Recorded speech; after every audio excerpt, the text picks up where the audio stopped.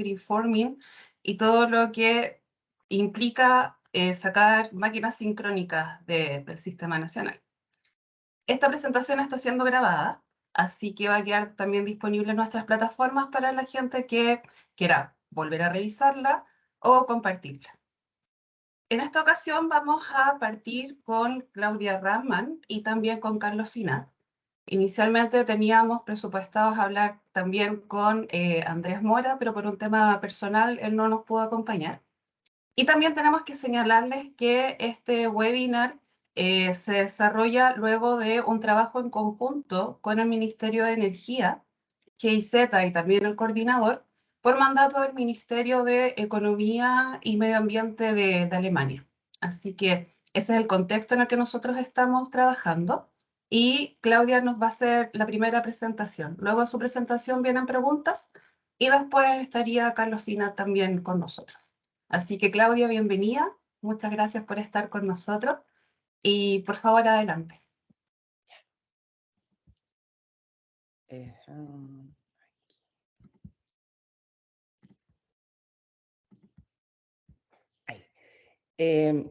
Muchas gracias por la presentación. No sé si están viendo mi diapositiva. Sí, se está viendo de buena forma. Ya, Tu cámara, perfecto. si quieres, la puedes apagar ahora porque se te ve un poquitito pixelada y ya después para las preguntas la puedes prender. Ya. Esperamos un poco. Al tiro. ¿Ahora sí? Perfecto. Súper. Bueno, muchas gracias por la invitación. Muy bien que este tipo de iniciativas, les agradezco.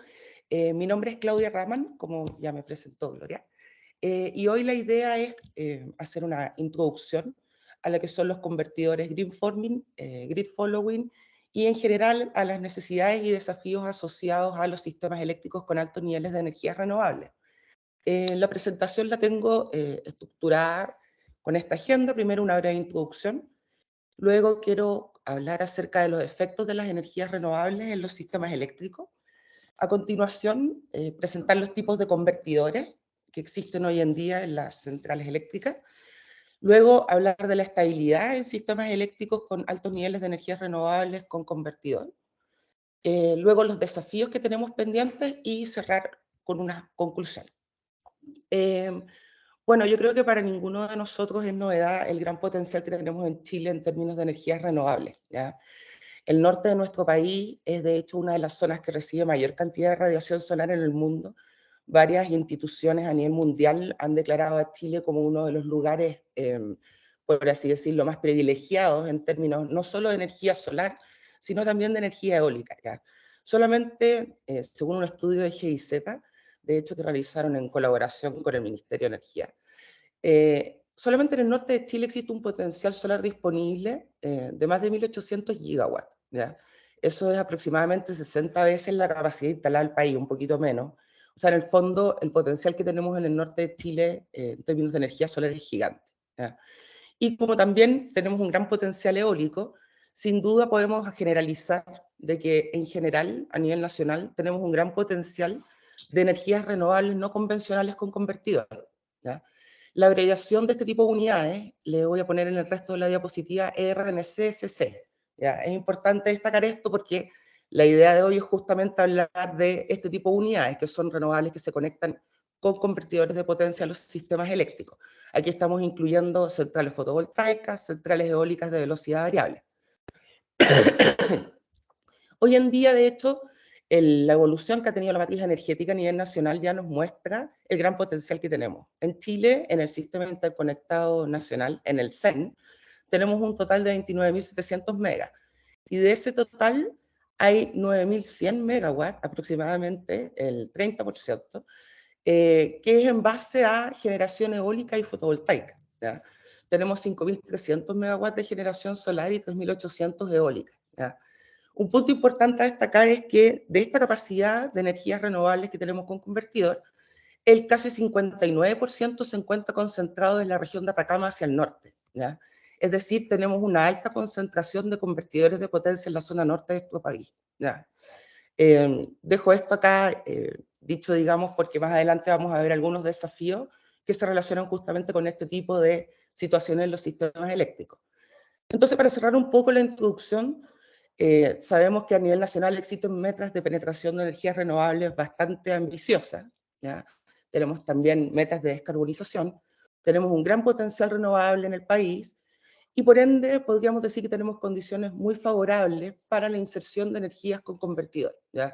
Es decir, la generación solar fotovoltaica, la generación eólica, y por lo cual, si uno junta estos tres factores, uno podría decir de que a futuro, y en un futuro no lejano, sino más bien cercano, el sistema eléctrico nacional probablemente va a tener un alto nivel de energías renovables no convencionales con convertidor. De hecho, ya tenemos un nivel importante, 30%, ¿ya? Pero esperamos que ese porcentaje aumente. Es decir, estamos ya experimentando lo que en el mundo se habla de transición de los sistemas eléctricos hacia sistemas renovables, con bajas emisiones de carbono y básicamente sustentables con el medio ambiente. Ahora, en este sentido, todos tenemos claro cuáles son los beneficios de la inserción de las energías renovables en los sistemas eléctricos. Sin embargo, es importante siempre tener presente que esta inserción también viene asociada con distintos desafíos, ¿ya?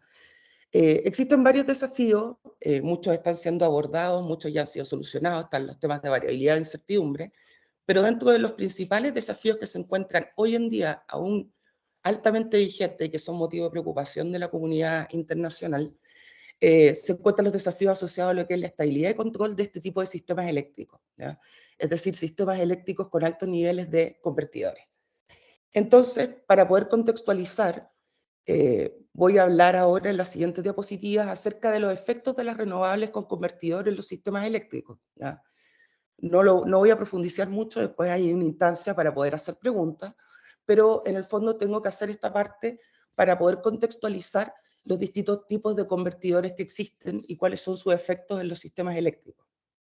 Entonces, para partir, me gustaría mencionar qué es lo que se entiende por robustez en la comunidad de los sistemas eléctricos de potencia, ¿ya? Cuando hablamos de robustez, estamos utilizando un término que es bastante general para poder caracterizar de manera aproximada el desempeño de los sistemas de potencia frente a distintas condiciones de operación, ¿ya? Es decir, el concepto está muy relacionado con lo que intuitivamente uno entiende por robustez. Un sistema robusto, ¿verdad?, indica un sistema que es capaz de enfrentar diferentes contingencias, perturbaciones, situaciones, digamos, que no son, comillas, normales, y a pesar de eso mantener un comportamiento estable, ¿ya? Esa es la noción de sistemas robustos, sistemas eléctricos robustos. La gracia es que cuando un sistema eléctrico es robusto, tiene menor riesgo de inestabilidad y tiene una buena capacidad de regulación de tensión y frecuencia en operación normal, ¿ya?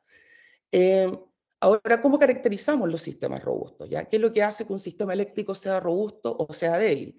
Los principales indicadores, los clásicos en sistemas eléctricos dominados por generador sincrónico, ¿ya?, son los niveles de cortocircuito en las distintas barras de la red y la inercia del sistema, que es lo que todos conocemos, ¿verdad?, como las que son aportadas principalmente por los generadores sincrónicos. Vamos a ver un poquito más de eso en la siguiente slide.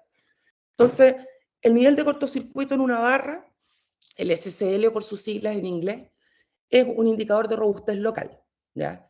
Mientras mayor sea el nivel de cortocircuito en una barra, nosotros vamos a tener que en dicha barra el sistema es robusto, ¿ya? Mayor va a ser la robustez del sistema en esa barra. Entonces, ¿qué es lo que representa este nivel de cortocircuito? Representa de alguna forma la rigidez, y aquí lo pongo entre comillas porque la verdad es que no encontré un mejor término, de la tensión de una barra, ¿ya?, en términos de cuando nosotros perturbamos, ¿ya?, los flujos que pasan por esa barra, los flujos en los flujos de potencia activa o reactiva, ¿ya?, ¿qué tanto cambia el voltaje en dicha barra? ¿Ya? En otros términos, cuando yo tengo que el nivel de cortocircuito o el SSL de una barra es alto, quiere decir que ese voltaje, ¿ya?, es rígido. Es decir, si yo perdón, los flujos de potencia, la tensión en esa barra no se va a desviar mucho, ¿ya? Es decir, cuando yo tengo niveles de cortocircuito altos, yo tengo que la sensibilidad de las tensiones frente a cambios en los flujos de potencia es baja. Y eso es algo que nosotros tenemos en el mundo ideal, en los sistemas eléctricos. Lo que nos gustaría es que las tensiones fuesen constantes, ¿ya? Constantes muy cerca al valor nominal. y eso independiente de que hayan cambios en los flujos. ¿Ya? La realidad es que el mundo eléctrico no funciona así y constantemente las tensiones están cambiando. ¿Por qué? Porque justamente se producen cambios en los flujos de potencia y eso implica que las tensiones van a variar. El cuánto varían esas tensiones va a depender del nivel de cortocircuito que hay en dicha barra. ¿Ya? Entonces, a nivel de conclusión, cuando tenemos los niveles de cortocircuito, nosotros podemos caracterizar, ¿ya?, cómo es la regulación de tensión en las distintas partes del sistema. Si tengo áreas con niveles de cortocircuito bajos, voy a caracterizar esa zona como una zona débil y ex ante voy a saber de que la regulación de tensión en dicha zona debería ser complicada. Por el contrario, cuando tengo áreas con niveles de SSL altos, yo voy a saber a priori que son áreas robustas del sistema, que también son menos propensas a inestabilidad de tensión y que tienen una capacidad de regulación de tensión, entre comillas, buena. ¿Ya? Eh, los niveles de cortocircuito, si bien son indicadores estáticos, ¿ya?, que se calculan con distintos software que se utilizan en la industria, en la academia, también son un buen indicador del desempeño dinámico. ¿Ya?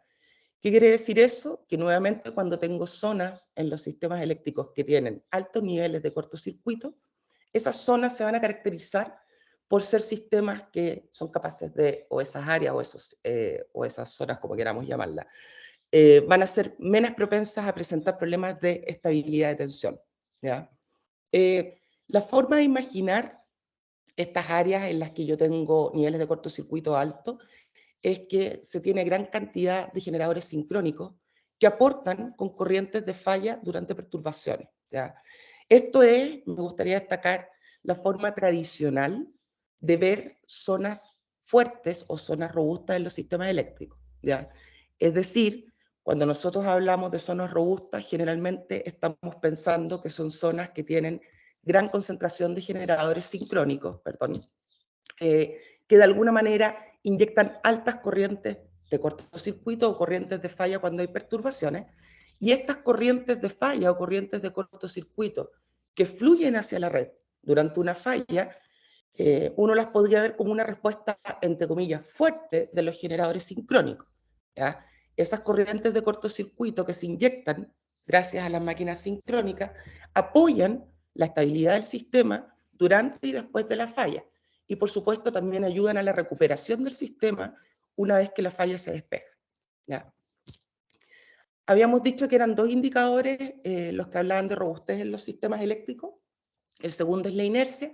La inercia me atrevería a decir que es un concepto más conocido. Y a nivel general, cuando hablamos de robustez, la forma de entender inercia es que es una medida de que también un sistema eléctrico puede enfrentar desbalances de potencia manteniendo una frecuencia estable. ¿Ya? En general, la regla de oro es que mientras los sistemas eléctricos tengan mayor inercia, más lento variará la frecuencia del sistema en caso de un desbalance de potencia. ¿Ya? Los sistemas eléctricos con alta inercia, ¿ya?, son sistemas robustos, ¿ya? Son sistemas menos propensos a experimentar grandes desviaciones de frecuencia y por ende son sistemas menos propensos a enfrentar inestabilidades de frecuencia o desprendimientos de carga. ¿Ya? Ahora dijimos, ¿verdad?, que los dos principales indicadores de robustez de los sistemas eléctricos son la inercia y los niveles de cortocircuito. Y la siguiente pregunta que surge obviamente es, ¿cuándo yo tengo que un sistema eléctrico es robusto? ¿Ya? Es decir, ¿quiénes son los que aportan o los principales contribuyentes, por así decirlo, de corrientes de cortocircuito y de inercia? ¿Ya? Y en ese contexto es que surgen los generadores sincrónicos convencionales. ¿Ya? Por una parte, estas máquinas son capaces de inyectar altas corrientes de cortocircuito en los sistemas eléctricos. ¿Ya? De hecho, los generadores sincrónicos pueden entregar entre 6 y 9 veces su corriente nominal durante varios ciclos durante una falla. ¿Ya? Es decir, los generadores sincrónicos se encuentran entre las principales fuentes de corrientes de falla y de cortocircuito. ¿Ya? Y los generadores sincrónicos también se encuentran dentro de las principales fuentes de respuesta inercial en los sistemas eléctricos. O sea, son las unidades que aportan inercia en los sistemas eléctricos. También los motores, pero por las características generales de los sistemas eléctricos son los generadores sincrónicos las principales fuentes de inercia en los sistemas eléctricos. ¿Ya? ¿Qué es lo que implica esto? ¿Cuál es la conclusión? La conclusión es que generalmente las zonas robustas de los sistemas eléctricos, es decir, zonas con altos niveles de cortocircuito, se encuentran en áreas cercanas a los generadores sincrónicos y, por supuesto, con alta capacidad de transmisión. Y las áreas débiles son áreas con bajos niveles de cortocircuito, generalmente alejadas de los centros de generación, poco enmalladas y con gran cantidad de energías renovables no convencionales con convertidor concentrado. ¿Ya? Vamos a volver a este punto en las siguientes diapositivas de por qué estoy diciendo esto, que cuando hay muchas cantidades renovables con convertidor concentrado, podemos decir o presumir que la zona es débil. ¿Ya? Entonces, los sistemas eléctricos con gran cantidad de generadores sincrónicos van a tender siempre a ser sistemas robustos, ¿ya? Capaces de soportar diferentes fallas y aún así mantener el sistema estable, ¿ya? Esto es como una regla general, insisto, en lo que es la concepción, digamos, convencional de los sistemas eléctricos, ¿ya? Entonces acá, por ejemplo, esto simplemente para ilustrar, acá en esta zona estamos con varias líneas de transmisión, ya se supone que el sistema, estoy tratando de mostrar acá que está bastante enmallado, tengo bastantes máquinas sincrónicas, entonces uno diría que esta zona del sistema es una zona robusta, cuyos valores de nivel de cortocircuito deberían ser altos y que también tiene alta inercia. Y acá esta zona que está acá, uno podría aventurarse y decir es una zona débil, vemos que hay menor capacidad de transmisión y hay hartas energías renovables con convertidor concentradas, ¿ya? Entonces la pregunta que surge es por qué yo estoy diciendo que esta zona, al tener gran cantidad de convertidores, implica sistema débil. Y eso es justamente lo que quiero ver en la siguiente slide, ¿ya? Básicamente la importancia de hablar, digamos, y de que sea un gran tema, los temas de estabilidad y los temas de control frente a altos niveles de inserción de convertidores, ¿ya? O de energías renovables con convertidor, es básicamente porque el comportamiento dinámico de estas unidades es radicalmente distinto al comportamiento de los generadores sincrónicos convencionales, ¿ya? Eso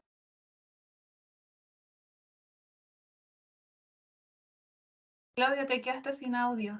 comprender, ¿sí? Ahora se vuelve a escuchar. Si podrías repetir la última idea, te lo agradecería. ¿De la diapositiva anterior o esta? No, esta. Ah, ya, perfecto.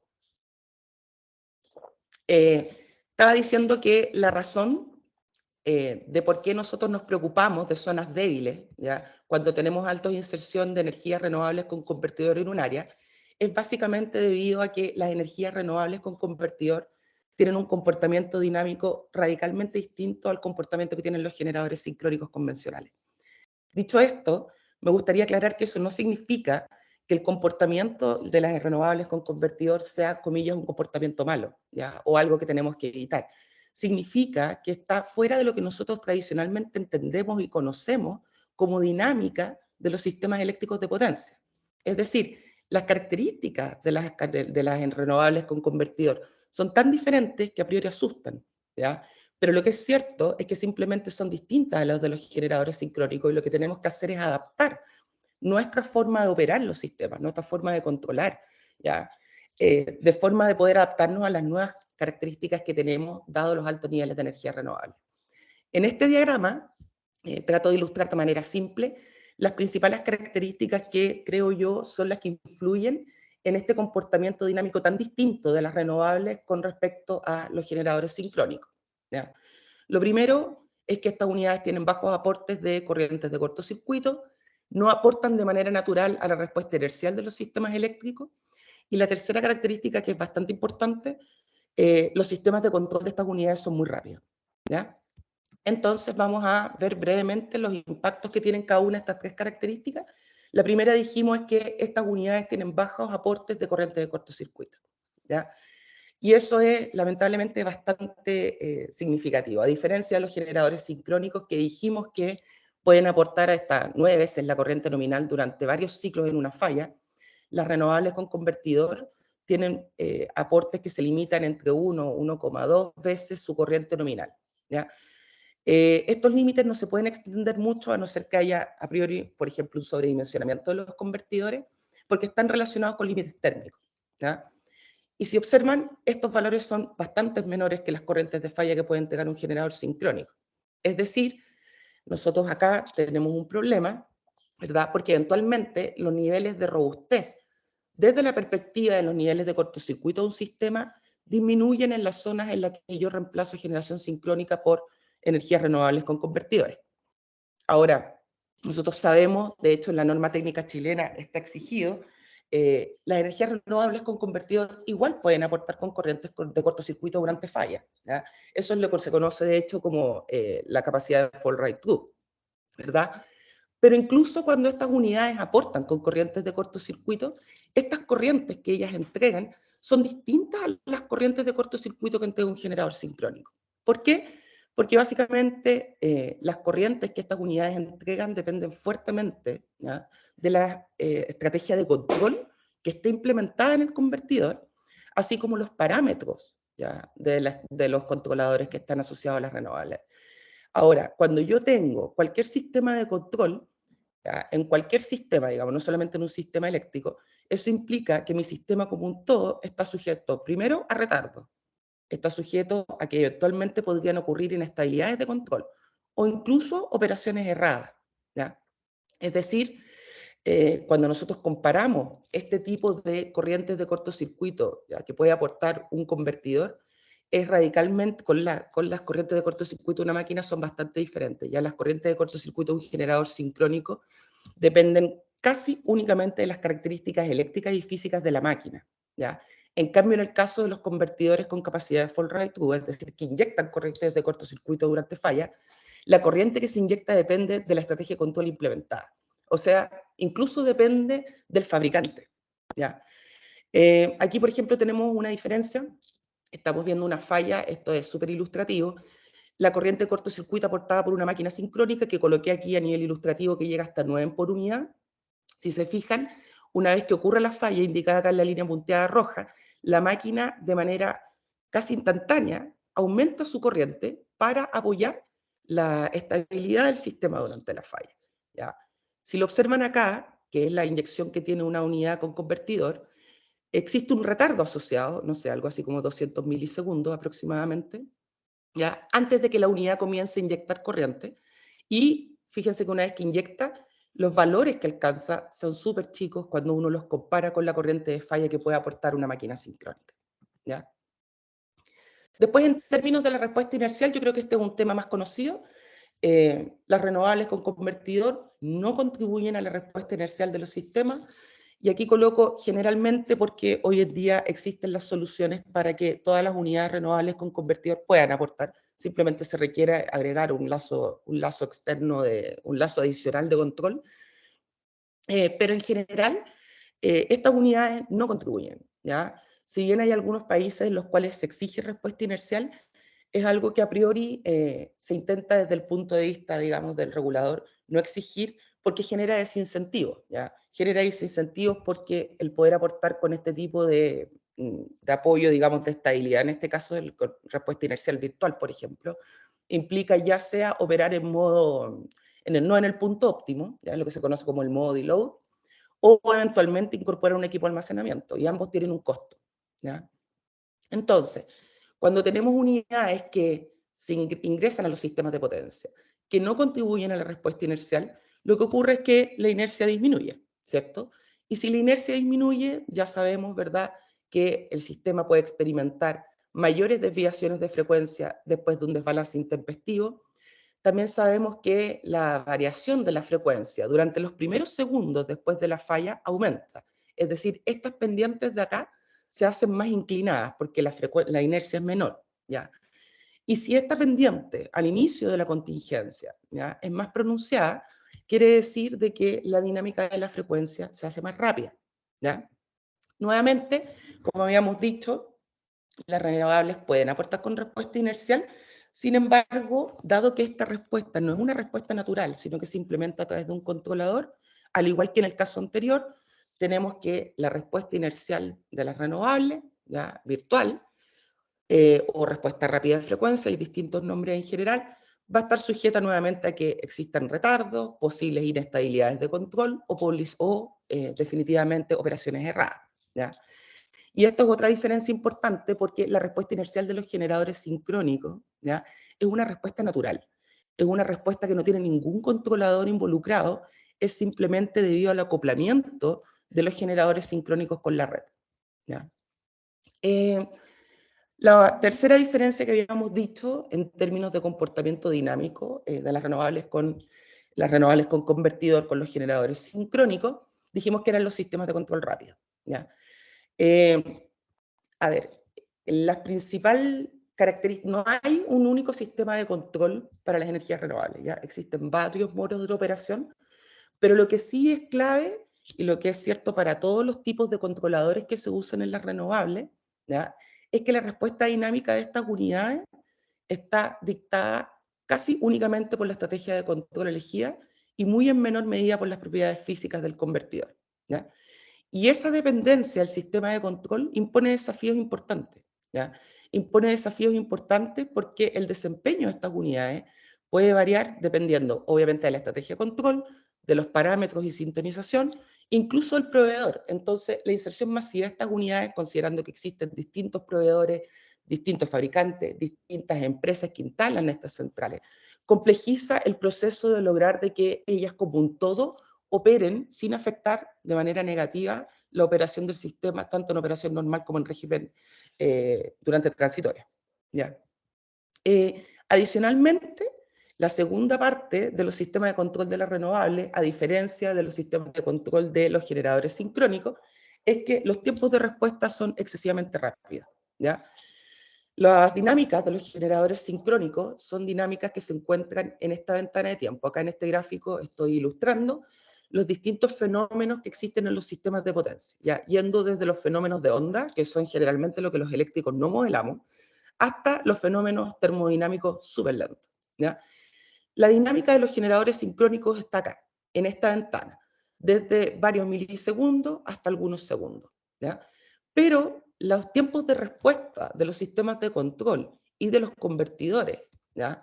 Son dinámicas que se encuentran mucho más rápido, se encuentran en esta ventana que está acá y si ustedes ven incluso están en la parte de la escala electromagnética, de fenómenos electromagnéticos. ¿Qué implica esto? Que en la medida que yo voy reemplazando generadores convencionales cuya respuesta está aquí, en la ventana electromecánica, por energías renovables rápidas, cuyos tiempos de respuesta se encuentran acá, la respuesta completa del sistema de potencia se comienza a hacer más rápida, ¿ya? O sea, comenzamos a ver dinámicas más rápidas que eventualmente puede llevar bastantes desafíos en los sistemas actuales. Por ejemplo, si los sistemas muestran dinámicas muy rápidas, podemos vivir situaciones en que los esquemas de protección tradicionales que tenemos, ¿ya?, se vuelvan demasiado lentos para evitar inestabilidad. Adicionalmente, sistemas más rápidos son más complejos y son mucho más difíciles de controlar que los sistemas más lentos, ¿ya? Entonces, una segunda conclusión de esta característica de los sistemas de control de las renovables es que los sistemas dominados por renovables con convertidores son más rápidos, complejos y difíciles de controlar. Entonces, ¿qué es lo que podemos decir a modo de conclusión?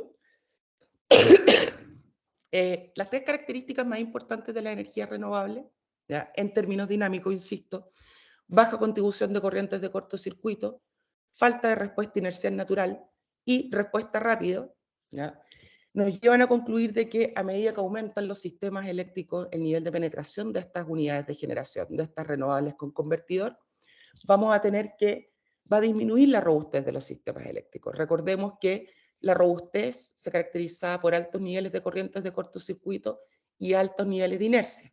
Y si las renovables que ingresan no tienen ninguna de estas dos características, evidentemente los sistemas van a tender a ser menos robustos, ¿ya? Eso quiere decir que tenemos tendencia a sistemas débiles, con mayor riesgo de inestabilidad, perdón, y adicionalmente, dada la respuesta rápida de los convertidores, los sistemas se vuelven más rápidos, complejos y difíciles de controlar. Entonces, ¿cómo es la estabilidad de estas unidades? Aquí, bueno, para poder ver eventualmente los efectos que tiene esta inserción masiva en la estabilidad de los sistemas eléctricos de potencia, ¿ya?, necesitamos entender los tipos de convertidores que existen, ¿ya?, y también los efectos que tienen estos convertidores en términos de operación. Y a partir de eso vamos a poder entender qué es lo que implica tener altos niveles de energías renovables con convertidores en los sistemas eléctricos. Entonces, a nivel general, los convertidores son unidades flexibles, son unidades modulares, que se pueden aplicar, que pueden utilizar diferentes estrategias de control, ¿ya? Dependiendo de la estrategia de control implementada en el convertidor, se va a definir el modo de operación. Existen muchos modos de operación de los convertidores. Actualmente no existe una clasificación que se acepte universalmente, ¿ya? Lo que sí existe son dos modos de operación que se usan mucho, que es el modo grid following y el grid forming. Adicionalmente hay un modo que se llama grid supporting, en el que se incorporan unos lazos de control adicionales y que lo vamos a mencionar más adelante. Pero a nivel general yo me atrevería a decir que aunque no existe una clasificación formal para sistemas eléctricos, para microredes sí existe. Lo más usado son grid following y grid forming. Entonces, este es un diagrama bien general de lo que es un esquema de control, o lo que es el esquema de control típico de los convertidores, ¿ya? Tenemos dos lazos grandes. Tenemos un lazo interno de corriente que está indicado acá, ¿ya? Que es el que se encarga de controlar la corriente que el convertidor inyecta aquí a la red, ¿ya? Y tenemos un lazo externo, ¿ya? Este lazo externo regula la potencia activa o reactiva, y reactiva, depende, ¿ya? Que se inyecta aquí en el punto de conexión, o también puede regular el voltaje y la frecuencia a la salida del convertidor. ¿Qué es lo que va a regular? Va a depender del modo de operación, ¿ya? Si se fijan acá, hay un elemento, una cajita que dice PLL. Este PLL solamente se usa en convertidores del tipo grid following. Lo voy a ver en la siguiente slide, pero aclarar que este PLL de acá es con un asterisco, o sea, no se usa en todos los convertidores, ¿ya? Otra cosa importante mencionar, el lazo interno de corriente, el que tenemos acá, el que se encarga de controlar la corriente que inyecta el convertidor, es siempre el mismo, ¿ya? Independiente si yo tengo o no tengo unidades sincrónicas en el sistema u otros convertidores del tipo, por ejemplo, grid forming, ¿ya?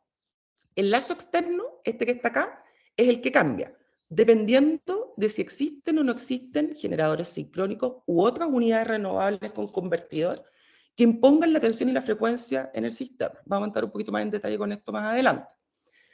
Entonces, a nivel general, los grid following son los convertidores que son los más usados en la actualidad. De hecho, todas las centrales renovables existentes de gran escala en el mundo tienen convertidores del tipo grid following, ¿ya?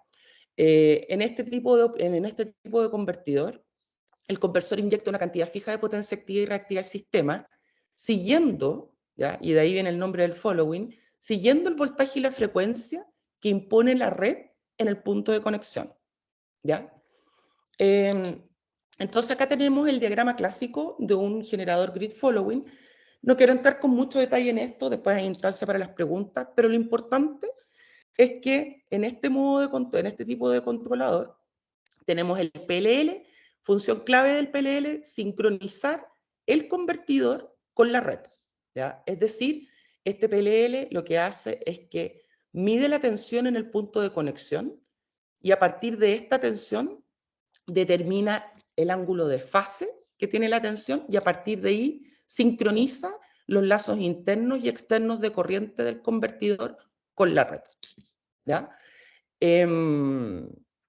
Sí, yo creo que dije todo. Los convertidores grid forming, ¿ya? Son distintos a los convertidores grid following porque ellos se encargan o son responsables de establecer y mantener el voltaje y la frecuencia en el punto de conexión.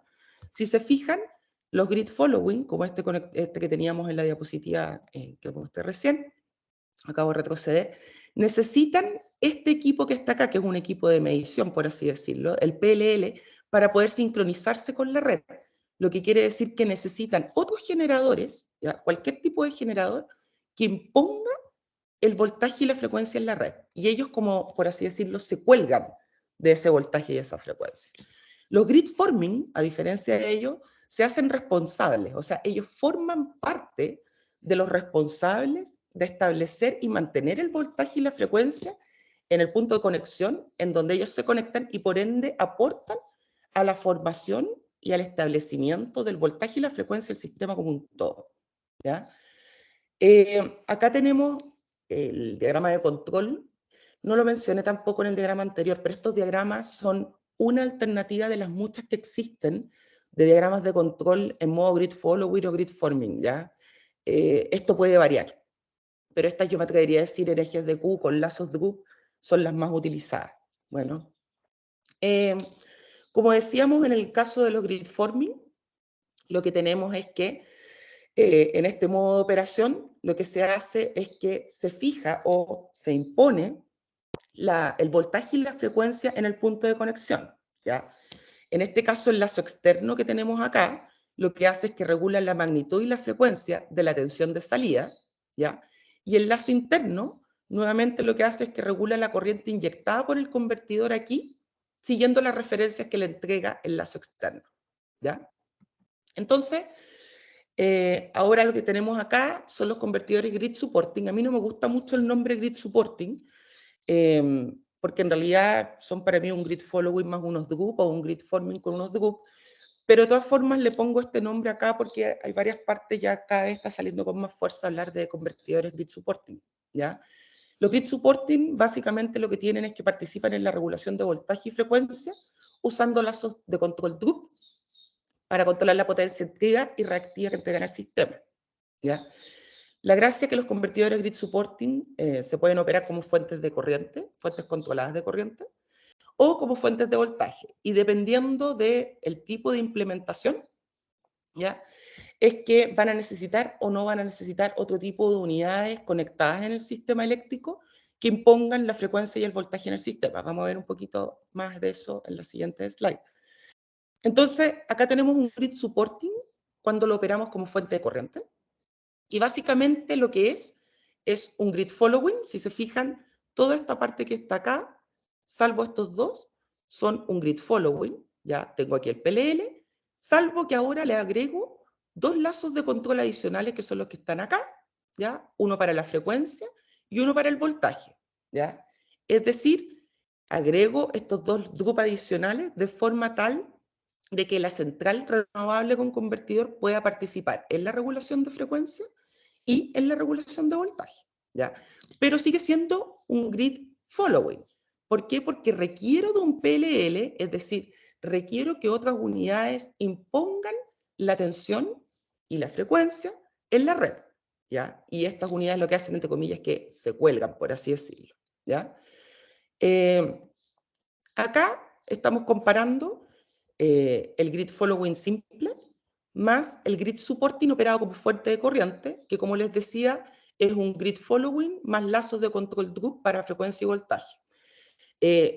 Las implementaciones que se pueden hacer son tan variadas que yo podría incluso tener un grid supporting como este, solo con control de frecuencia, ¿ya? Y en dicho caso esta caja desaparece. O al revés, podría tener un grid supporting solo con control de tensión y sin capacidad de regulación de frecuencia, ¿ya? Entonces, cuando los grid supporting son operados como fuentes de tensión, vamos a tener un diagrama muy similar al grid forming, con la diferencia que ahora nuevamente se incluyen lazos de control DRUP adicionales para lo que es control de frecuencia y lo que es control de voltaje, ¿ya? Entonces aquí coloco grid forming más DRUP. Bueno, para recordar de que este grid supporting operado como fuente de tensión es básicamente esto, ¿ya? ¿Y qué es lo que hace el DRUP? Este DRUP que está acá modifica la frecuencia de salida del convertidor con respecto a su valor nominal cuando surge un desbalance de potencia en el sistema, ¿ya? ¿Qué es lo que permite esto? Porque fíjense que esto es como un poco al revés de lo que estamos acostumbrados. De hecho, este DRUP se suele llamar DRUP inverso, ¿ya? Pues la frecuencia se obtiene a partir de un desbalance entre la potencia activa de referencia y la inyectada, ¿ya? Pero la gracia de este DRUP es que permite que los convertidores se repartan carga, ¿ya? De acuerdo a las pendientes de sus curvas DRUP. De hecho, en un sistema en el que no existiesen energías renovables, esta sería una forma, por ejemplo, de permitir que los convertidores repartan carga en el sistema, similar a lo que es el control primario, por ejemplo, pero obviamente distinto, sino que me refiero a que las diferencias o los desbalances se repartan en cierta manera considerando las capacidades de cada una de las unidades, ¿ya? Y acá el DRUP de voltaje modifica la referencia de la magnitud del voltaje a partir de un desbalance de potencia reactiva, o sea, es bastante similar al de frecuencia. Entonces acá en el diagrama tenemos nuevamente la comparación entre el grid forming original que habíamos presentado y este grid supporting como fuente de tensión, incluyendo ambos lazos de control. Esto de acá, al igual que en el caso anterior, puede haber uno de estos grupos, no es necesario que hayan los dos, ¿ya? Entonces ahora me gustaría brevemente contarles un poco acerca de la estabilidad. No me voy a tener mucho porque no sé cuánto tiempo más me queda, disculpen. Te quedan, mira, en realidad ya se pasó el tiempo, pero te quedan como 10 minutos. Yo debo decir que estoy encantada con tu presentación y que Carlos Finat también nos había como cedido parte de su tiempo. Así que no sé si en 10 minutos te queda bien. Sí, sí, no te preocupes, Perfecto. voy a hacerlo Gracias. bien. Ya, estabilidad. ¿Por qué es importante hablar de convertidores? A mí cuando me pidieron esta presentación, me pidieron una presentación de introducción a los convertidores, los desafíos, etcétera. La única forma que encontré de darle sentido desde la perspectiva de mi área de trabajo, digamos, es hablando de estabilidad, porque la importancia en términos de los convertidores grid following o grid forming es básicamente en temas de estabilidad, en temas de seguridad y por supuesto en temas de control. Entonces, en ese sentido, me gustaría hacer una revisión rápida, porque me queda la última parte, que es la que me importa más de discutir, acerca de lo que es el concepto clásico de estabilidad en los sistemas eléctricos, ¿ya? La definición tradicional que había de estabilidad en los sistemas eléctricos se generó en 2004 en un task force entre la IEEE y el SIGRE, en el que se abordó la clasificación y la definición de estabilidad en sistemas de potencia clásicos, ¿ya? Este grupo de trabajo definió y clasificó la estabilidad considerando que los sistemas eléctricos, considerando que el comportamiento dinámico de los sistemas eléctricos estaba dominado fuertemente por el desempeño de los generadores sincrónicos y sus controladores. Es decir, la clasificación que hizo este grupo de la IEEE y el SIGRE ya, se enfocó en todos los fenómenos electromecánicos lentos típicos de los generadores sincrónicos convencionales, es decir, la estabilidad que había hasta el 2020, ¿ya? Abordaba solamente los fenómenos aquí, en la ventana electromecánica típica de los generadores sincrónicos, ¿ya? Eh, Ahora bien, sabemos, porque lo dijimos, que la ventana de tiempo asociada a los controladores y a los inversores, ¿verdad?, de las renovables con convertidores es mucho más rápida, ¿verdad? De hecho, esa ventana la tenemos por acá. Bueno, en lo que son los controladores de los convertidores, ¿ya? Y bueno, también los procesos de switcheo, perdón, etcétera.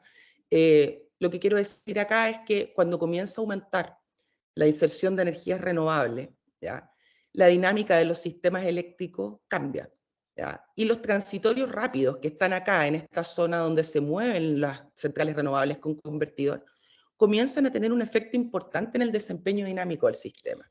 Es decir, la clasificación de estabilidad que había hecho el Task Force anterior, ¿ya?, este grupo de trabajo que se enfocaba en esta ventana temporal de los fenómenos electromecánicos lentos, comienza a no ser válida cuando tenemos altos niveles de energías renovables, pues la dinámica de los sistemas de potencia se acelera, responden más rápido, razón por la cual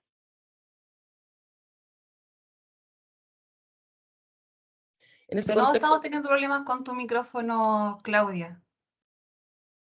¿Aló? Llegué hasta la parte de la ventana electromecánica y de ahí si lo podrías repetir, te lo agradecería. Ya, disculpen. Eh, entonces, el Task Force o el grupo de trabajo anterior había enfocado la clasificación de estabilidad en esta ventana electromecánica, característica de los generadores sincrónicos, pero a medida que comienzan a aumentar las renovables con convertidor, con tiempos de respuesta mucho más rápidos, acá en esta zona de acá, en la ventana electromagnética, surge la necesidad de extender la definición de estabilidad y la clasificación para poder abordar también los fenómenos electromagnéticos rápidos asociados a las renovables con convertidor.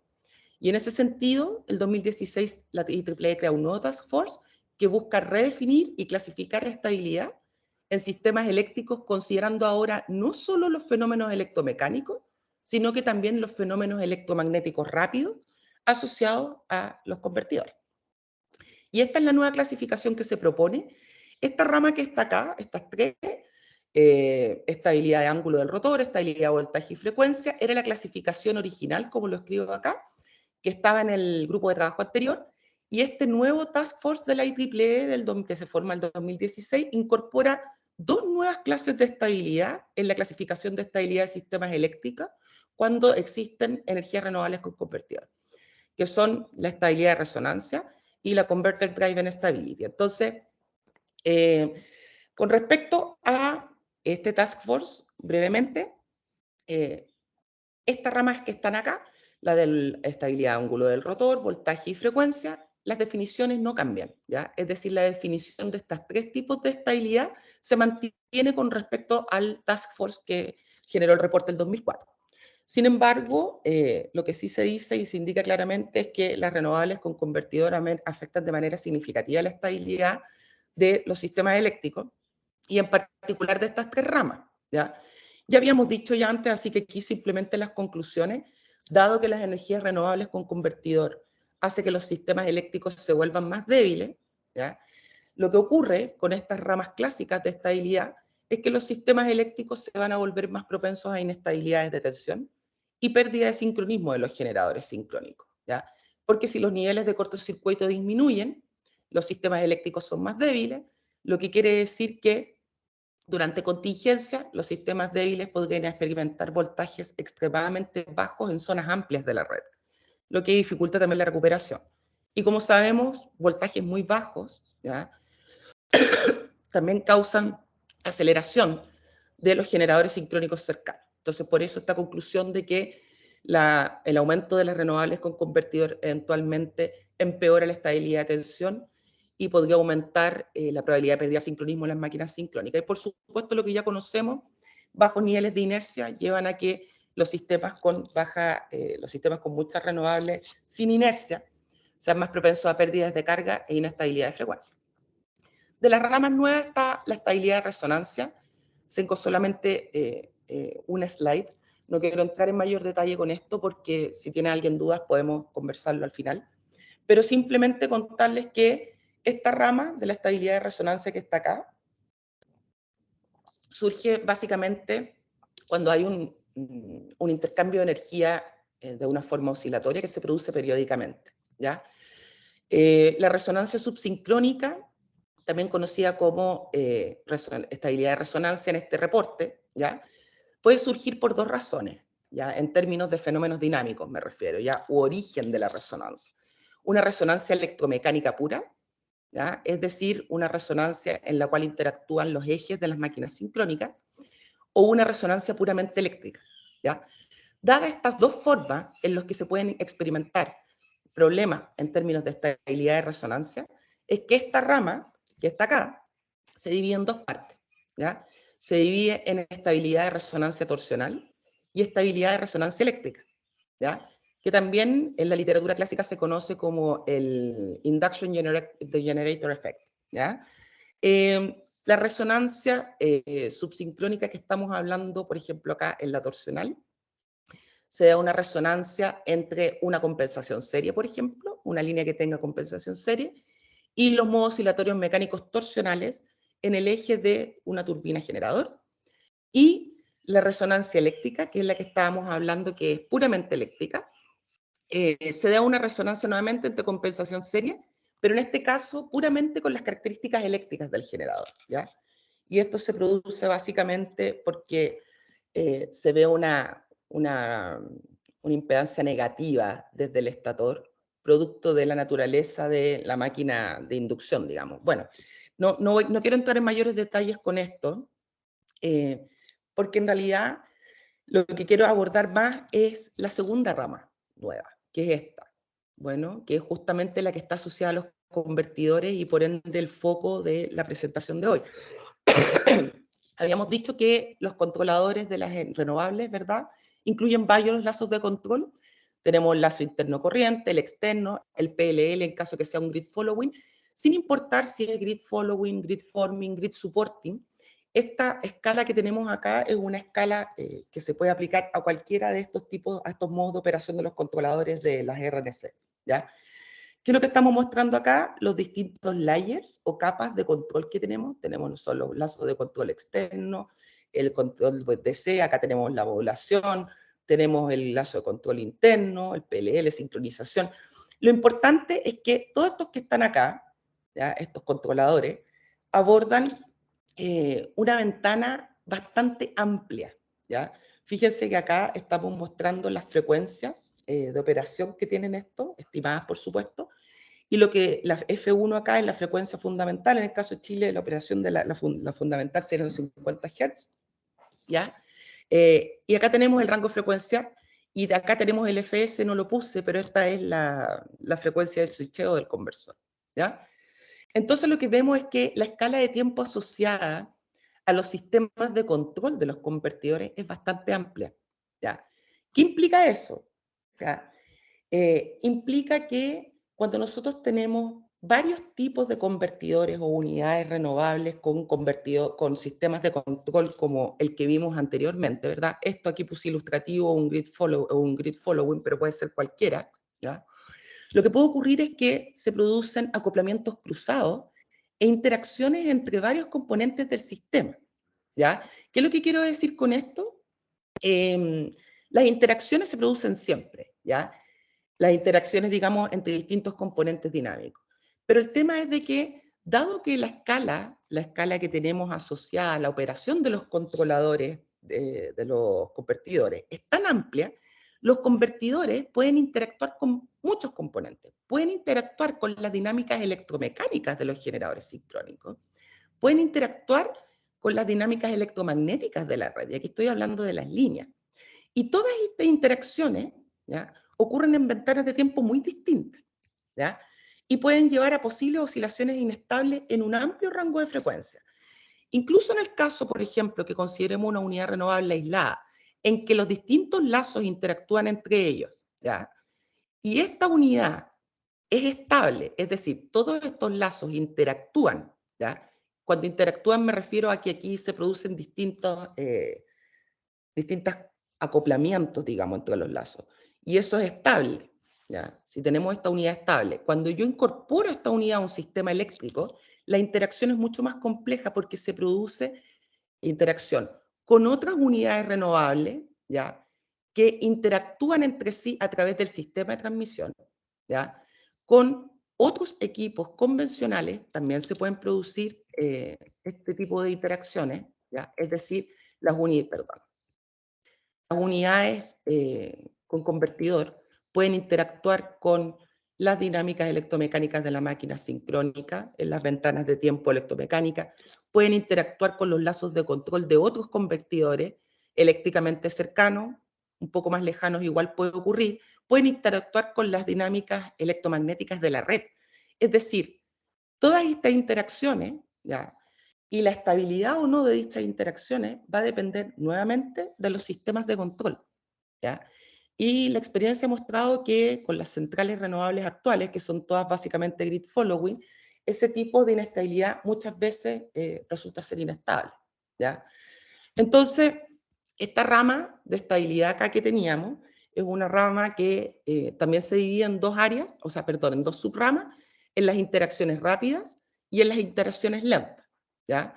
Y las interacciones rápidas están asociadas a interacciones, tal como estábamos mostrando en la diapositiva anterior aquí, interacciones entre distintos componentes del sistema de potencia, que ocurren entre los sistemas de control de dispositivos en base electrónica de potencia, y aquí ojo que estoy siendo general, no estoy hablando solamente de renovables con convertidor, estamos hablando de equipos fax, de renovables con convertidor, enlaces HVDC, y este tipo de componentes interactúan con otros componentes de respuesta rápida, ¿ya?, como las dinámicas rápidas de los generadores sincrónicos, son las dinámicas del estator, con otros dispositivos de lector y basado en electrónica de potencia o con la red de transmisión.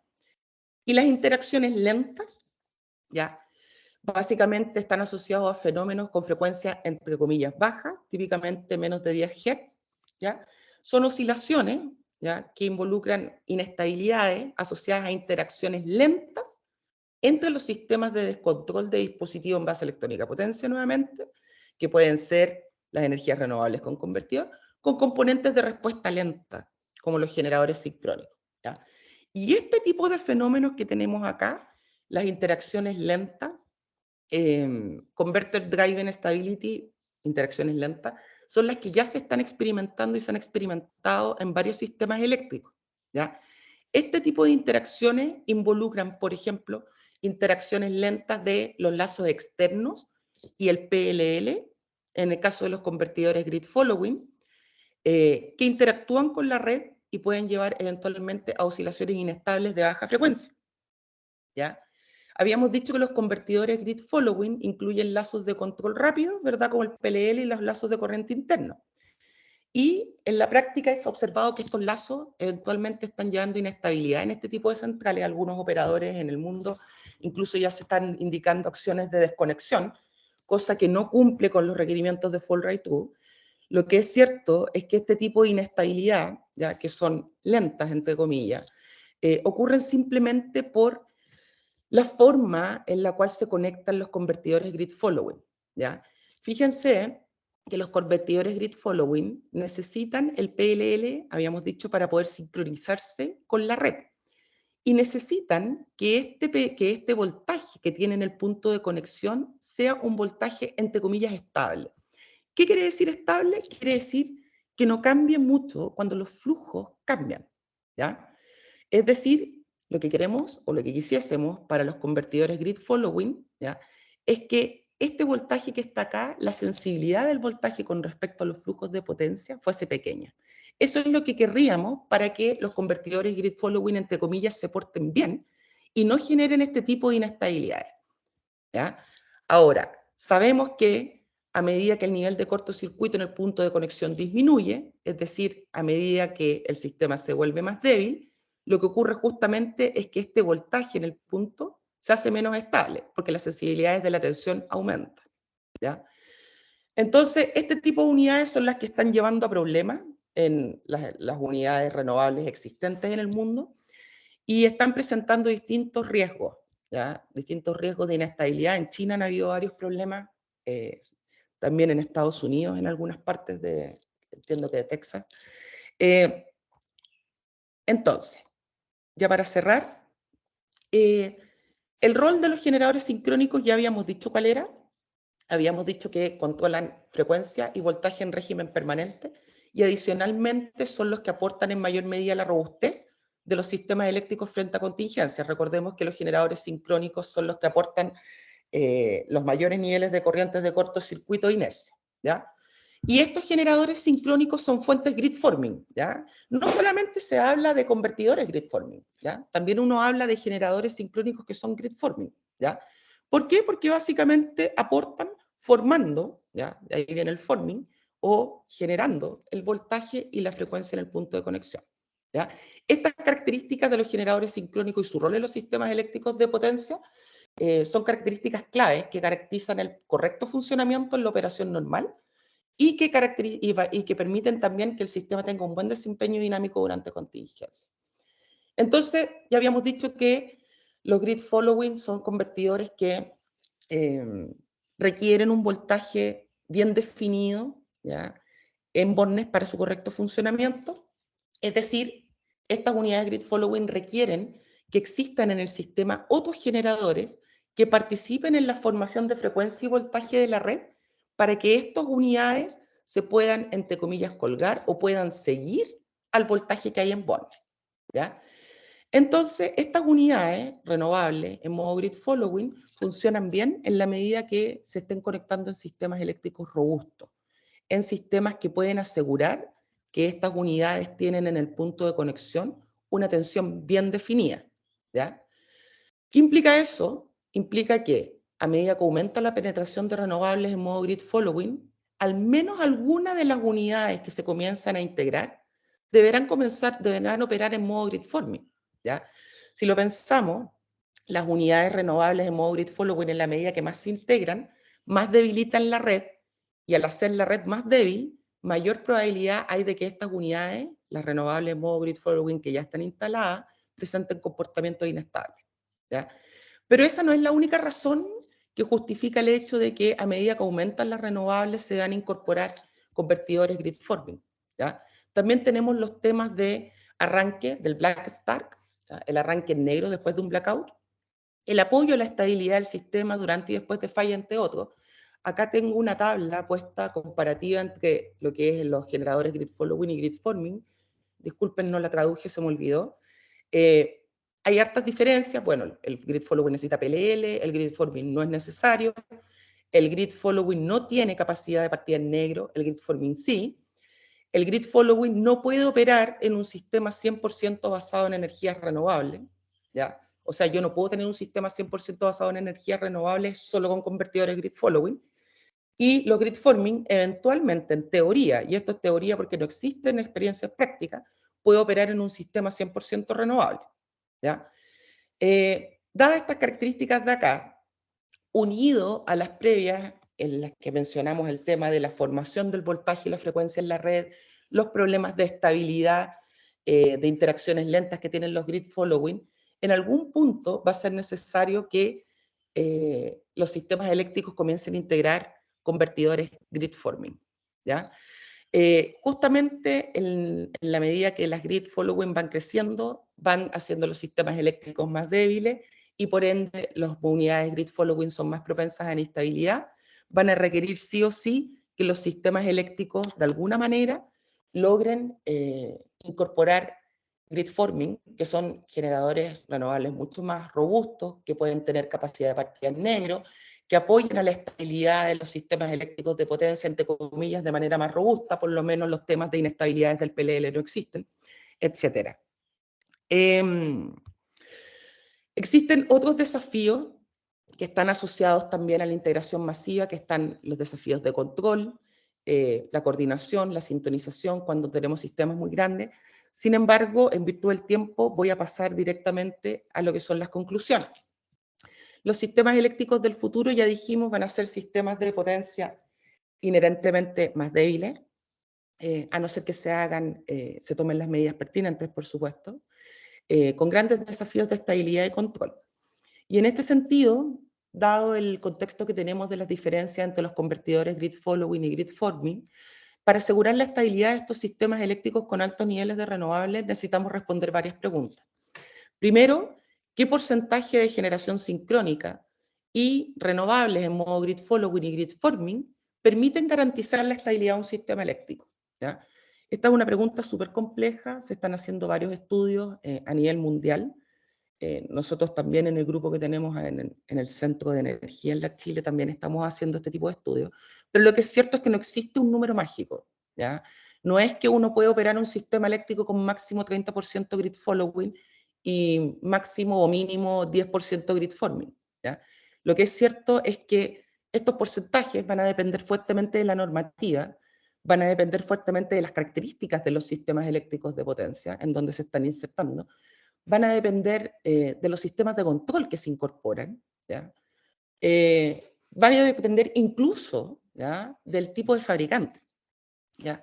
Otra de las preguntas es cuáles son los requisitos que se debe exigir a las centrales renovables durante contingencia para garantizar la estabilidad de los sistemas eléctricos y evitar así, por ejemplo, inestabilidades de control. Recordemos que estas pérdidas de estabilidad del PLL ocurren durante contingencias, ¿ya?, durante cortocircuitos, por ejemplo, producto de que el convertidor intenta inyectar corrientes de cortocircuito en el marco de lo que es las corrientes de fall right through, y el convertidor es incapaz, o en realidad el PLL es incapaz de mantenerse sincronizado o de seguir bien el ángulo de fase del voltaje en el borne, ¿ya? Entonces la pregunta es, ¿qué requisitos se le debe exigir a estas unidades durante falla que me garanticen la estabilidad de los sistemas eléctricos? Eventualmente, cuando los niveles de energías renovables son muy bajos, el requisito obvio a exigir en este tipo de centrales grid following es que simplemente inyecten la máximo de corrientes reactivas o corrientes de falla que puedan. Pero en la medida que los sistemas se van haciendo más débiles, ¿ya?, y estas unidades podrían volverse inestables, eventualmente uno podría o uno debería, ¿ya?, cambiar los requerimientos de fall right to de forma de asegurar que estas unidades no pierdan estabilidad. O en su defecto, asegurar que los niveles de robustez no disminuyen a tal punto que peligre la estabilidad de estas unidades, ¿ya? Después otra pregunta importante, ¿a partir de qué punto en términos de penetración se debe exigir a las renovables con convertidor que se conecten al sistema en modo grid forming? ¿Ya? ¿Cuáles son los incentivos que el regulador debe generar para que esto ocurra? ¿Ya? Recordemos que hoy en día la práctica es centrales de gran escala en modo grid following. Centrales de gran escala grid forming no existen, ¿ya? Los convertidores grid forming han sido ampliamente implementados en el contexto de microredes, pero las microredes tienen características radicalmente distintas a los sistemas eléctricos de potencia. O sea, el que yo tenga que convertidores grid forming funcionen bien en microredes no significa que van a funcionar bien en sistemas eléctricos de gran escala que ocupan áreas geográficas extensas, ¿ya? Bueno, esa fue mi presentación. Me disculpan todo el tiempo extra que me tomé. Muchas gracias. Y no sé si quedan tiempo para dudas. Quizás me las pueden escribir por el chat. Bueno, muchas gracias, Claudia, por tu presentación. Yo creo que todos los ingenieros eléctricos estábamos felices recordando parte de la universidad y de verdad muchas gracias. Preguntas, hay dos aproximadamente. Tengo que también felicitarte, me acaba de llegar, disculpa si mejor no estoy mirando directo, pero tengo aquí el apunte, que dice, académica de la Universidad de Chile recibe el Prize Paper Award de la IEEE. Así que felicitaciones por el trabajo que has estado desarrollando, también como directora del Centro de Energía Solar. Era justo y necesario darle este contexto técnico a todos los participantes, que ojalá los que no sean tan eléctricos como los aquí presentes lo hayan entendido también.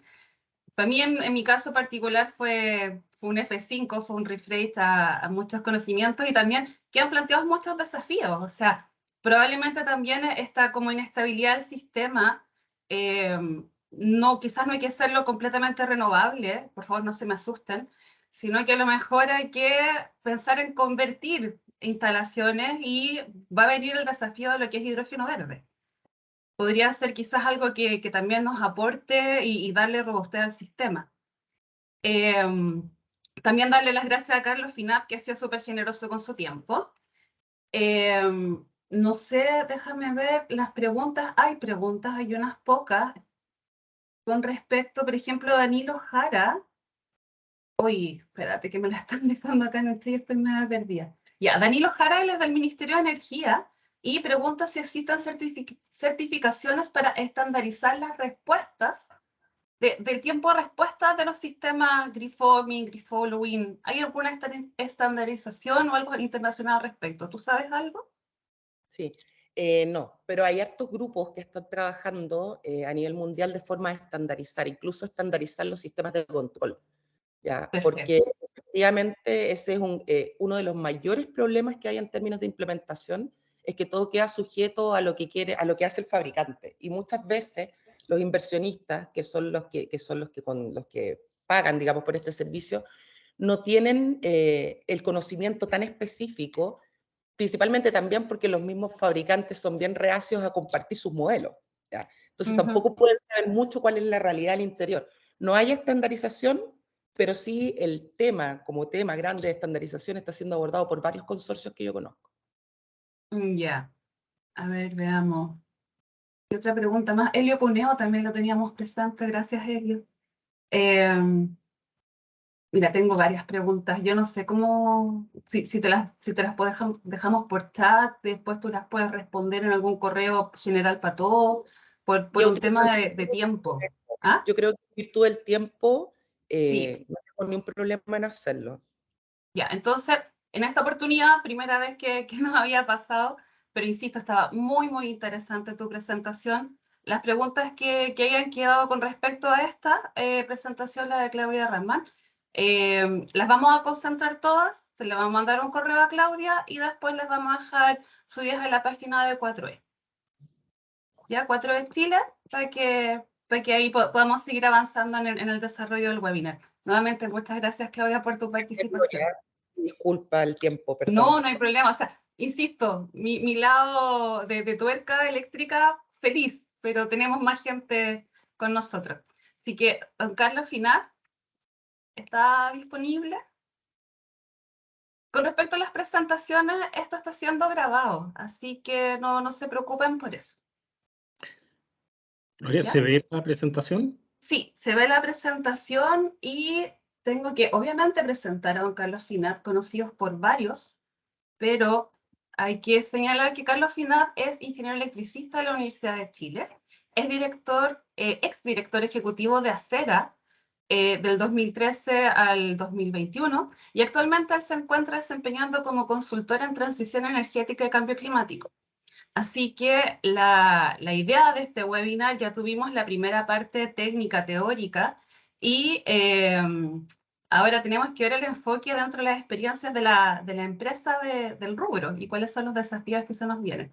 Así que, don Carlos, muchas gracias por estar aquí presente y continúe con su presentación. Bueno, gracias a la GIZ por la invitación y por organizar esta serie de seminarios, creo que van a ser muy útiles. Y por supuesto, gracias a Claudia, que en tan poco tiempo fue capaz de explicar estos temas tan complejos, ¿verdad? Para que quienes no estamos directamente relacionados con las materias técnicas que tratan los inversores, podamos tener, ¿verdad? Un conjunto de conocimientos básicos y para poderlos entender de mejor forma. Yo voy a irme a una presentación que evidentemente no va a ser técnica. Claudia no solamente, o sea, tiene una cobertura muy completa en su presentación, es muy poco lo que podría decir y creo que no soy la persona más indicada, sino que más bien quiero plantear en muy breve la urgencia que tiene el entendimiento y la incorporación de estas tecnologías en función del gran desafío del cumplimiento de los compromisos de Chile frente a cambio climático. Quiero ilustrar la situación recurriendo, ¿verdad?, a un ejemplo del pasado, y que tiene que ver con la transición de los barcos, desde los barcos a vela hacia los barcos a vapor, que tomó aproximadamente un siglo y medio. Los barcos a vela, ¿verdad? Podemos ver ahí, este es uno de los barcos a vela más grandes que se construyó, una gran cantidad de vela, ocupación, ¿verdad?, del viento, 100%, altísima eficiencia, era la modernidad máxima, ¿verdad?, en el momento en que este barco operaba a mediados del siglo XIX. Sin embargo, algunos años antes, ¿verdad?, a un personaje francés se le había ocurrido por qué no mover un barco utilizando la moderna tecnología del vapor, producido por la quema de carbón, ¿verdad?, y agua. Y para eso, bueno, se fue a una solución muy directa, que fue tomar un barco a vela y agregarle este motor como un motor auxiliar y demostrar que podía navegar contra la corriente del río Sena. Esa fue la primera prueba que se hizo. Y en realidad todo esto generó una discusión en su momento. El carbón no era confiable porque se acababa, digamos, el barco podía llevar una cantidad determinada, pero en ese sentido el viento se consideraba más confiable, se agregaba peso, en fin, podía llevar menos carga. Los fabricantes de velas, por supuesto, se vieron preocupados que podían perder su negocio, etcétera. Y se produjo una discusión que en un plazo mucho mayor que el que se produce actualmente con la velocidad de la innovación, ¿verdad?, recordaría mucho de las conversaciones que existen hoy día en torno, ¿verdad?, al cambio de tecnología y de paradigma en la industria eléctrica. Pero el éxito real lo logró el carbón solamente cuando nos olvidamos de las velas, ¿verdad?, y se diseñaron barcos especialmente pensados para aprovechar al máximo. El ejemplo tal vez este no es lo mejor, ¿verdad?, que es el Titanic, que terminó hundido, pero no se hundió por usar vapor, sino que por un mal manejo de su capital. Entonces, ¿verdad?, no estamos en un proceso de cambio nuevo. Hemos tenido cambios radicales, ¿verdad?, como fue este que acabo de señalar, y podemos aprender de qué hacer y qué no hacer de ello. Ahora, la realidad, ¿verdad?, es que estamos en este momento en un proceso de transición energética en el cual las centrales a carbón, las viejas, confiables, ¿verdad?, aunque muy sucias centrales a carbón, prestaban, ¿verdad?, inercia como un subproducto prácticamente de su operación, ¿verdad? Sabíamos cuántas toneladas de carbón estaban en la cancha de carbón, etcétera.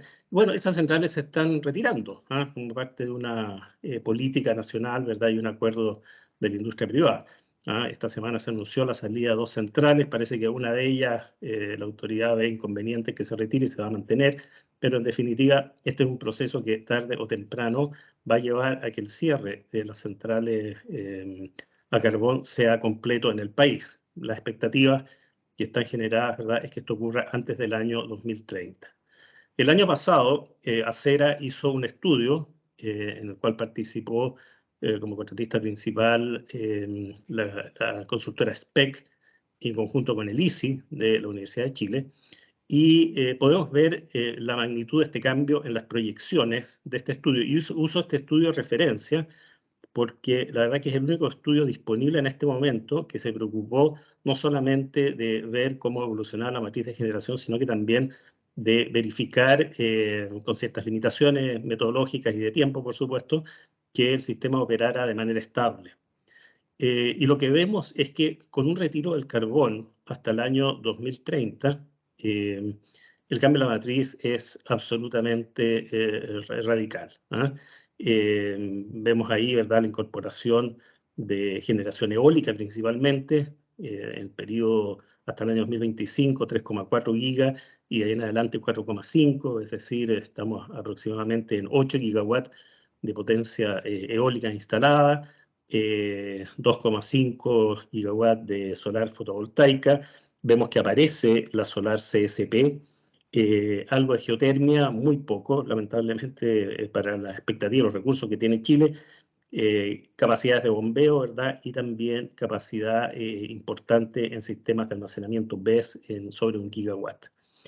Si lo vemos la participación en generación, para las distintas hidrologías que se podrían esperar, ¿verdad? Tomemos una hidrología seca, que parece ser, ¿verdad?, el caso más probable.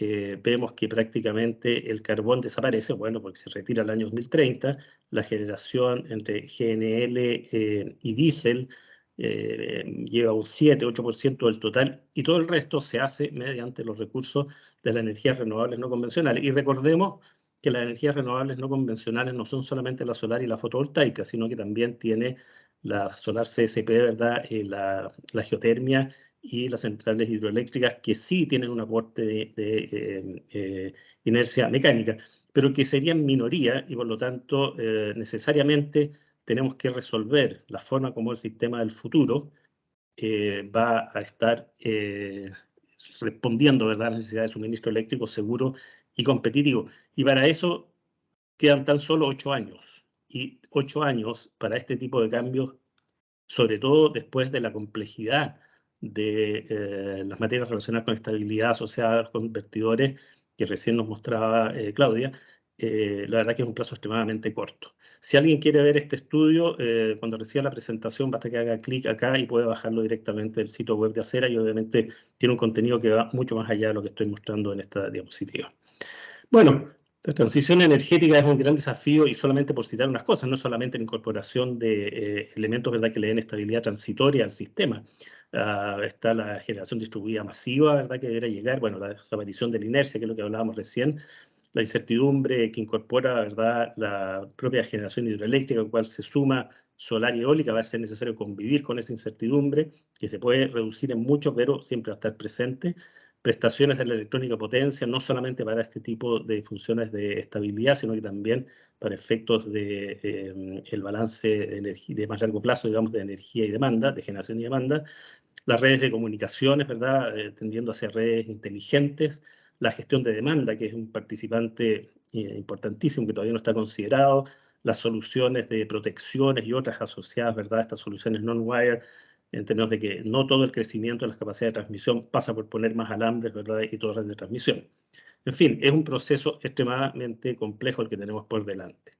Ahora, yéndonos un poco a la parte un poquito más teórica, digamos, habría que pensar, ¿verdad?, qué puede hacer fracasar esta transición energética, en la cual tenemos pocos plazos, ¿verdad?, y tenemos elementos inciertos hacia adelante del aporte que puede hacer la tecnología.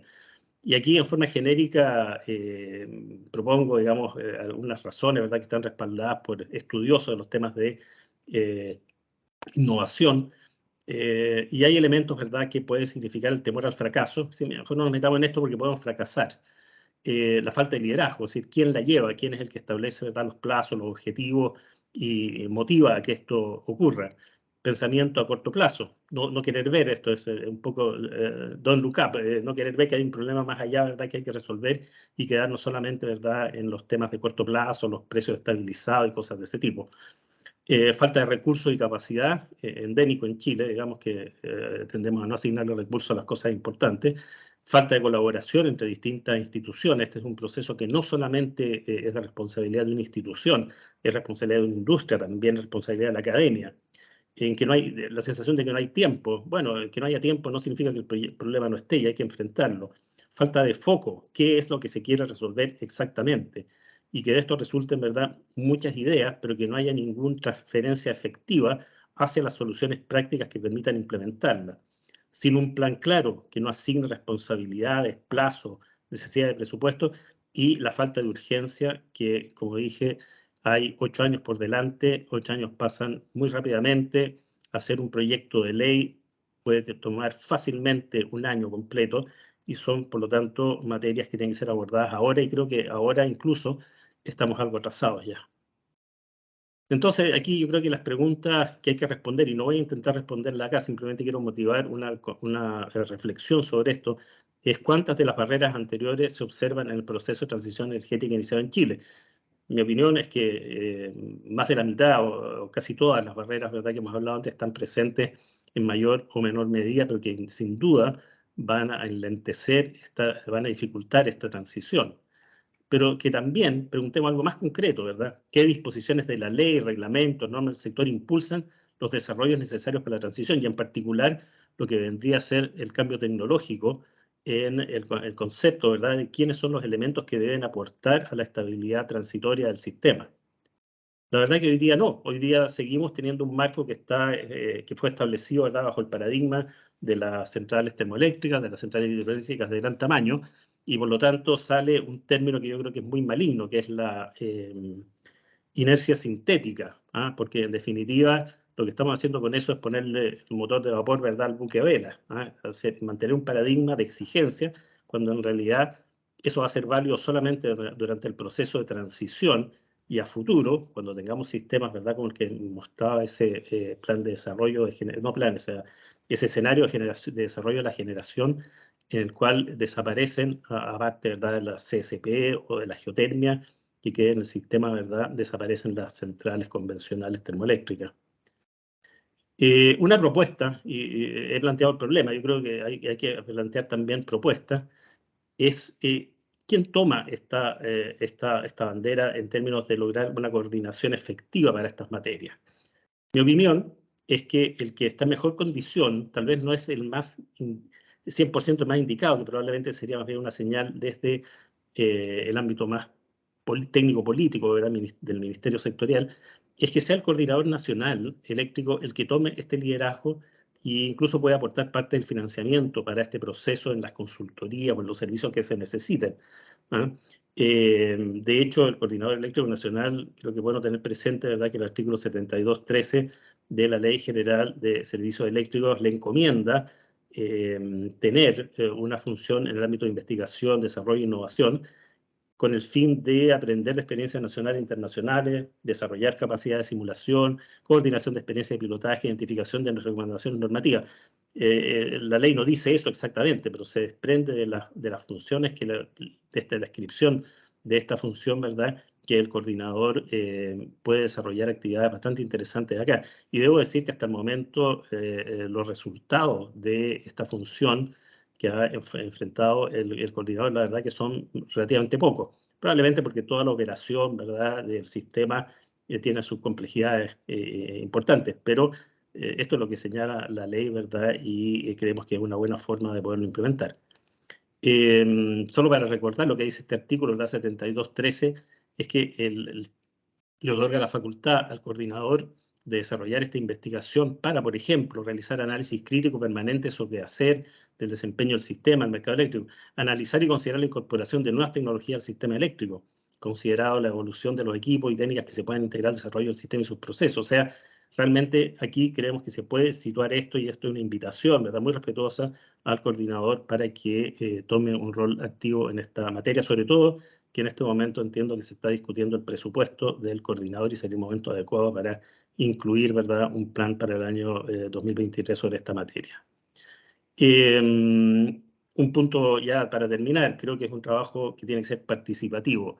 Este no es un trabajo técnico, no es un trabajo solamente normativo, es un trabajo integral en el cual es necesario, fundamental, que participe el coordinador, participe la academia con todo el conocimiento que ha mostrado, ¿verdad?, Claudia, y que también hay otras universidades que lo están enfrentando, los fabricantes de equipos que están, me consta personalmente, están muy dispuestos a participar en iniciativas de este tipo, y por cierto las empresas generadoras que van a ser quienes tengan que hacer las inversiones o las actualizaciones de los sistemas que tienen ya instalados.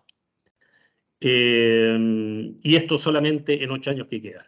La verdad es que estamos contra el tiempo y es necesario una respuesta y comenzar a trabajar en esto de una forma conducente, no a generar acervo teórico, ¿verdad?, académico, sino que a que ese acervo, ¿verdad?, se transfiera a acciones concretas de tipo regulatorio y de tipo técnico para que esto pueda seguir adelante.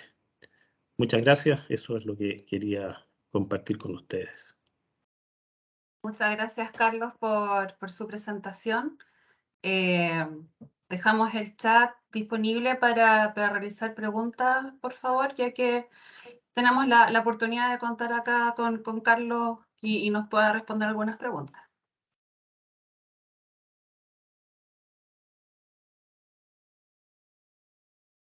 Si no, tendríamos que pasar las preguntas que le hicieron a Claudia. Claudia, ¿todavía estás disponible? Sí, yo tengo una pregunta para Carlos. Perfecto. Dale, dale, dale. ¿Cómo ves? Hoy, perdón, tengo que sacar esto. Carlos, una pregunta. El proceso del tema regulatorio, ¿ya? Tú explicaste ahí, ¿cómo lo ves en términos, a ver, aquí hoy en día tenemos un tipo de tecnologías que eventualmente están totalmente de laboratorio, ¿ya? Para sistemas eléctricos, digamos, no tenemos convertidores grid forming, que es lo que vamos a necesitar. Y en ese sentido la pregunta es, ¿cómo ves tú este proceso? Porque tú decías que es necesario el trabajo conjunto, etcétera, entre la academia, entre los fabricantes, los generadores, ¿verdad?, el coordinador. ¿Cómo ves este trabajo? Porque a priori todavía no existe experiencia práctica. O sea, todo sería un poco en base a teoría. No sé si me explico. Sí. Mira, yo creo que es necesario pasar de la teoría a la práctica en esto, y ahí difiero un poco de tu visión en términos de que sí existen experiencias. Hay experiencias internacionales que se están llevando adelante. Entiendo que Australia, a través de AEMO, ha estado trabajando en estos temas, en California también, y hay empresas que tienen experiencia. Entonces, aquí obviamente lo peor de todo sería tratar de repetir la rueda. Chile en general ha sido un seguidor tecnológico en estos temas. Seguimos, ¿verdad?, la instalación de las centrales a carbón cuando ya era un producto comercial, etcétera, etcétera. Acá tenemos la curiosa oportunidad de poder tomar liderazgo en estas materias, no para fabricar inversores, sino que para determinar la mejor forma del uso, ¿verdad?, de las tecnologías renovables en el sistema. Y ahí yo creo que hay una oportunidad interesante.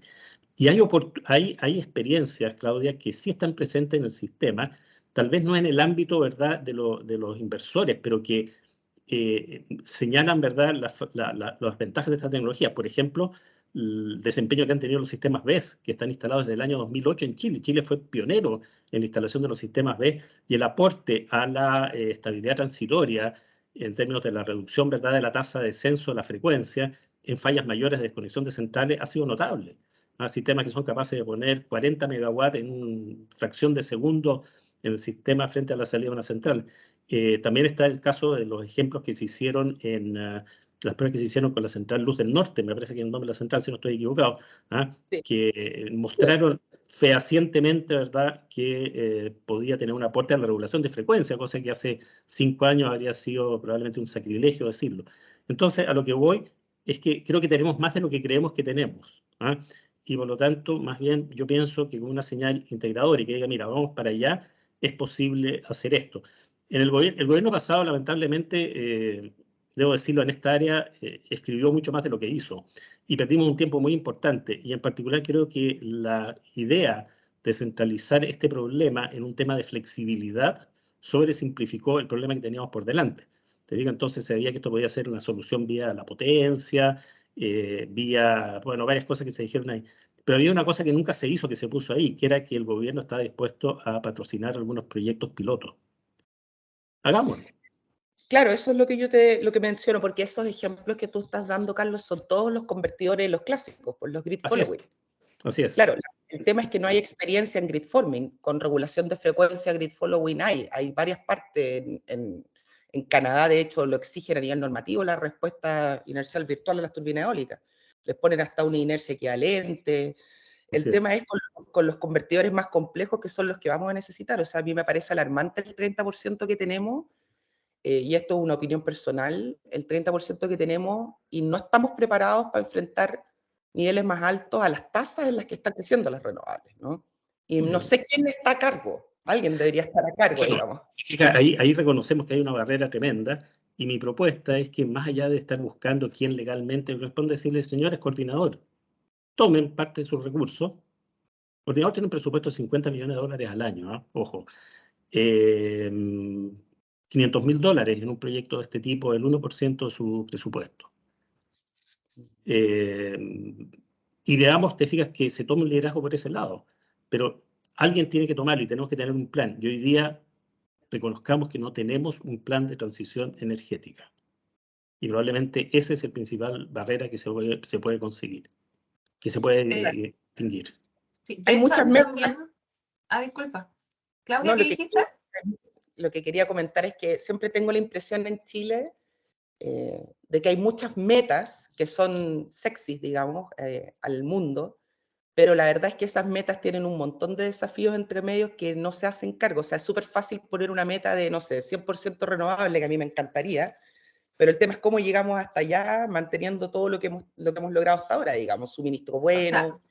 de hecho, también respecto a ese mismo, una de las preguntas que a mí me surgen, tengo que leer también una pregunta que nos hace Carlos Jorquera, pero déjalo como comentario, es el tema de que me queda a mí un poco como profesional, de repente un poco la duda. O sea, el mercado es el reactivo, el mercado tiene que proponer, de repente como que siento que están esperando que alguien haga algo. Y ese alguien, estamos hablando desde coordinador, desde Ministerio de Energía o las entidades competentes o la industria, y todo como que todos saben lo que hay que hacer, pero están esperando a que alguien dé el puntapié inicial. ¿Cómo, cuándo? Está bien, tenemos los pilotos, pero también falta algo más todavía para estos pilotos, por ejemplo, lo que pasó con Luz del Norte. Y también siento que es como país somos muy reactivos. O ¿Sabes, sea, Gloria? hablamos de solares y nos llenamos de solares, pero no se ve otros signos con respecto a temas, por ejemplo, lo que es vertimiento o curtailments, lo que tiene que ver con baterías, y que hablar de transición energética, de descarbonización, es algo súper integral. Con Gloria, respecto a... ¿Mm? quisiera hacer un comentario respecto a lo que tú dices.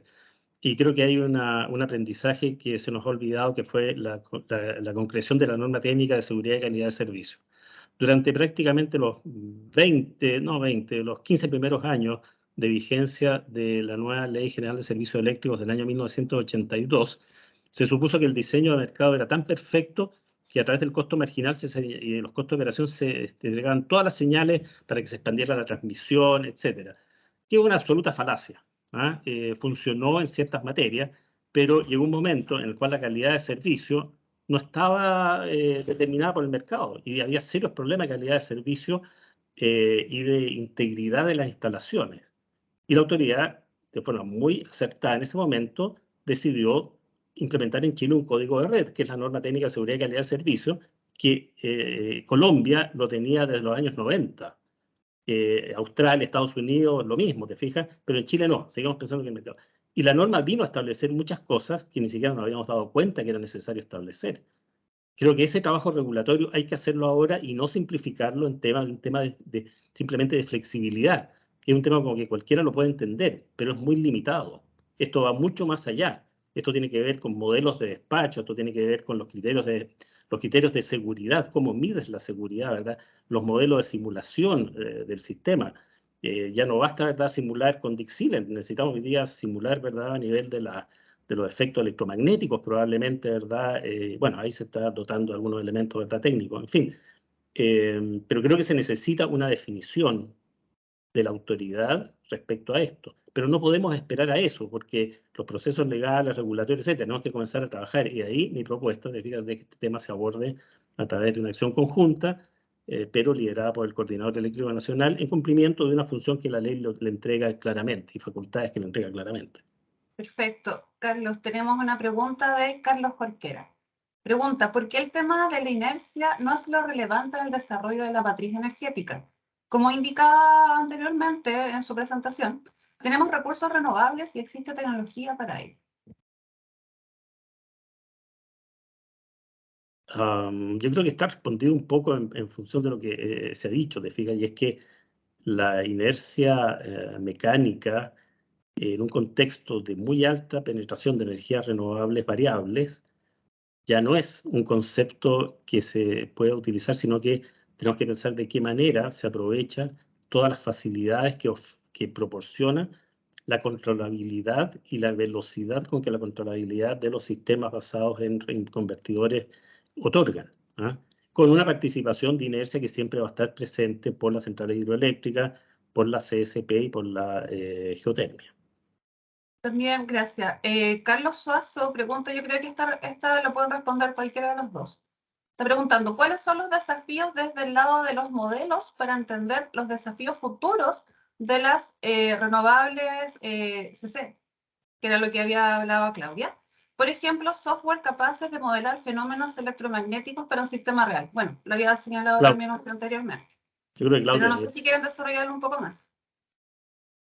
Sí, yo puedo comentar un poquito acerca de eso.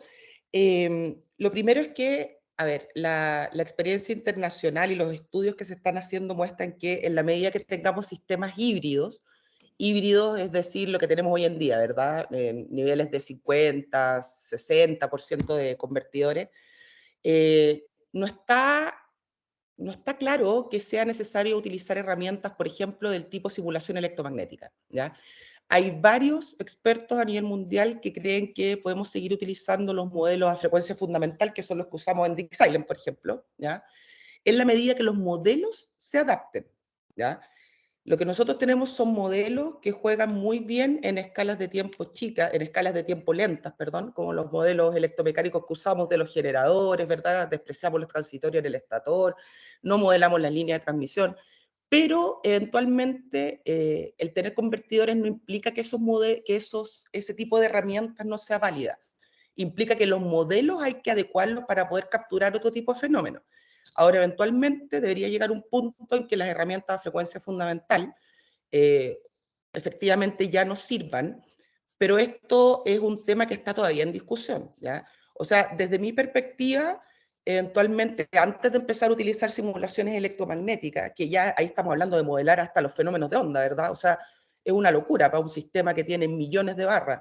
En realidad uno tiene entre medio cosas como fasores cuasi estacionarios, por ejemplo, o sea, fasores dinámicos, y al final ya está lo que son las simulaciones electromagnéticas. Yo no conozco a nadie en el mundo, digamos, que trabajan en esta área que diga que los modelos que estamos utilizando hoy en día no sirven, sino que hay que adecuarlos, ¿ya? Que no es lo mismo. Porque hoy en día, por ejemplo, no sé, si nosotros tenemos 30% de penetración, no significa que tenemos que empezar a modelar los convertidores, los switcheos al interior de los convertidores, ¿ya? Porque eso sigue sin importar. Pero claro, no podemos, por ejemplo, no modelar el filtro de los convertidores, porque se ha mostrado que tienen fenómenos relevantes en términos de estabilidad, ¿ya? Aunque son más rápidos, por ejemplo. Con O el lazo. Con respecto a lo mismo, también Carlos Suazo complementa diciendo si es equivalente al desafío de transformar una instalación de grid forming a grid following a lo que pasó en las exigencias de FRT, o es solo con respecto a eso un costo incremental. Ya, al revés, ¿no? ¿De grid following a grid forming se refiere? Probablemente es eso. De forming a following. Lo escribió así, pero sí, yo creo que tiene que ir del otro lado, de following a forming. Sí, yo creo que, de hecho, eso era lo que estabas comentando tú antes, Gloria. ¿Quiénes tienen que hacerse cargo? ¿Quién tiene que partir? ¿Los fabricantes? La experiencia, yo creo, por los requerimientos de Fulbright 2, ¿ya? Los requerimientos de Fulbright 2, antiguamente, antes del 2004, en todo el mundo las unidades renovables, que en ese tiempo eran eólicas, principalmente se desconectaban a la primera falla, ¿cierto? Y era básicamente por las tecnologías que estaban en ese tiempo, generadores de inducción directamente acoplados a la red, de velocidad fija. Y claro, ¿cuándo cambió eso? Hasta que quedó la primera escoba, que fue ese gran apagón que ocurrió, no sé si el 2002, algo así, en Alemania, que se desconectaron más de 3.000 megawatts de generadores eólicos en el norte de Alemania, ¿ya? Y ahí, claro, no fue proactivo, fue reactivo, ¿verdad? El equivalente al Coordinador Eléctrico Nacional allá en la zona, en esa época era E.ON, impuso ya requerimientos nuevos, ¿ya? Es decir, exigir que las unidades no se desconectaran y que más aún inyectaran corrientes de falla durante contingencia. Y eso fue lo que llevó a la transformación en términos de las unidades que en esa época existían y lo que sacó a flote a las unidades, por ejemplo, los doblemente alimentados, los full converters, que son los que tenemos hoy en día. Hoy en día los otros ya no existen, ¿ya? Es decir, tuvo que haber un problema para que se cambiara la normativa y en función de la normativa los fabricantes reaccionaron y comenzaron a entregar soluciones que efectivamente no comprometían la estabilidad. Yo siento que en este caso es un poco lo mismo, ¿ya? En cuanto a transformar un grid following a grid forming, si es que fue eso lo que Carlos Suazo preguntó, eso si bien en teoría podría ser, en la práctica no existe, ¿ya? Y eso lo tengo súper claro porque me lo ha dicho gente de la industria, ¿ya? Gente que trabaja en eso, digamos. Poner a un grid following, agregarle un lazo de control para que pueda regular frecuencia, ¿ya? Siguiendo en tipo grid following, eso sí es posible, ¿ya? Y en cuanto a cuándo van a empezar a integrarse estos grid forming, que son los que vamos a necesitar sí o sí si aspiramos a un 80% renovables, por ejemplo, yo creo que cuando el regulador dé la señal, cuando dé la señal de que, oye, no vamos a permitir más estas unidades, así como antiguamente permitían que se desconectaran los generadores eólicos, el regulador dio la señal y dijo, no más, se acabó la fiesta, ahora todos se tienen que mantener conectados, cambió la tecnología. Y aquí yo creo que debería ser lo mismo, esperemos que no tenga que ocurrir un desastre para que el regulador, digamos, empiece a exigir convertidores más sofisticados, digamos, como son los grid forming. Esperamos que no sean reactivos ante estas situaciones. A ver, tengo más comentarios de Carlos Suazo, pero tengo que darle espacio también a otra gente. Tengo una persona que, como se van cruzando los chats, a veces me cuesta como darle un poco orden a las preguntas, a pesar de que tengo aquí a la Rosario ayudándome. Hay uno que aparece con nombre de usuario desconocido, así que por favor, si puedes poner tu nombre y darle un poquitito más de contexto a la pregunta, quizás te la podemos responder después. Pero hay una que me parece súper interesante y que es también un poco los desafíos que quiere plantear también GIZ, que dice, pregunta para Claudia y Carlos, que lo hace Matías Godoy. ¿Podrían ser los sistemas de producción aislados de hidrógeno un elemento que incentive el desarrollo de los pilotos grid forming en Chile? Gracias, Matías, por tu pregunta. Puedo aportar algo al respecto. Los proyectos de hidrógeno que se están analizando en este momento están frente a la disyuntiva del alto costo de la energía cuando ésta se retira del sistema interconectado nacional. Con esos precios estamos absolutamente lejos de poder llegar a valores competitivos. Prácticamente es el doble del costo que se necesitaría para poder viabilizar los proyectos. De ahí a que la opción de ser sistemas aislados, ¿verdad?, a través de un hub, que podría incluso coordinar cierto grupo de productores de hidrógeno, pasa a ser una alternativa que es necesario analizar. No me parece que sea la más adecuada, pero realmente se hace necesario analizarla. Y en esos términos estamos hablando de redes en las cuales no va a haber generación convencional. Serían redes exclusivamente alimentadas por generación renovable y principalmente variable por su costo, digamos, como el caso de eólica y solar. Y por cierto que eso establece, ¿verdad?, un requerimiento, porque ya no son microredes, ¿verdad? Son redes aisladas y con demandas de tipo industrial. Yo hasta donde sé en este momento no hay ningún análisis al respecto disponible, pero es claramente una opción y por cierto que hace necesario resolver de qué manera se le da estabilidad, ¿verdad?, a estas redes dedicadas. Perfecto. Tenemos también una pregunta de Benjamín McClure. Creo que la respuesta se la puede dar un poco Fernando Zurita también. Fernando Zurita es de SMA, que él está relacionado a la parte como más de fabricación de estos elementos. Pero igual te dejo la pregunta, Claudia. La leo textual. Dice, pregunta para Claudia. Dado que existen varias metodologías de control, ¿existe algún banco de pruebas razonado para probar la respuesta de RNC-CC? El estándar IEEE 2800 parece mostrar algunas respuestas, pero parecen limitadas. Se requiere hacer cambios relevantes en infraestructura de los convertidores de RNC-CC para implementar el cambio de este RNCSC a Grid Following o Grid Forming, o solo es una actualización de firmware del fabricante. Creo que esa respuesta la tendría que ir al fabricante, pero no sé si quieres comentar al respecto. Ahí se me quedó pegada la Claudia. Bueno, yo creo de verdad, Benjamín, que esto te lo puede responder Fernando Zurita. Creo que por ahí puede ir el contacto. Quiero darle las gracias a nuestros dos excelentes participantes que han muchos desafíos en llegar a la transición energética que necesita Chile en implementarla. Y esa es también parte del propósito de estas mesas, o sea, de estos webinars. Si después se pueden generar unas mesas de trabajo excelentes, pero dejar planteadas los desafíos que tenemos por delante como país. Así que nuevamente muchas gracias a todos nuestros participantes, a la gente que ha estado conectada, vamos alrededor, tuvimos un punto máximo como de 160 participantes, y señalarles que queda por confirmar la fecha, creo que la fecha tentativa es el 20 de octubre para nuestro segundo webinar, vamos a estarlo informando por nuestras redes. Y gracias a todos por estar presentes. Gracias, Carlos, nuevamente. Gracias, Claudia. Que tengan un excelente día. No, muchas gracias a ustedes.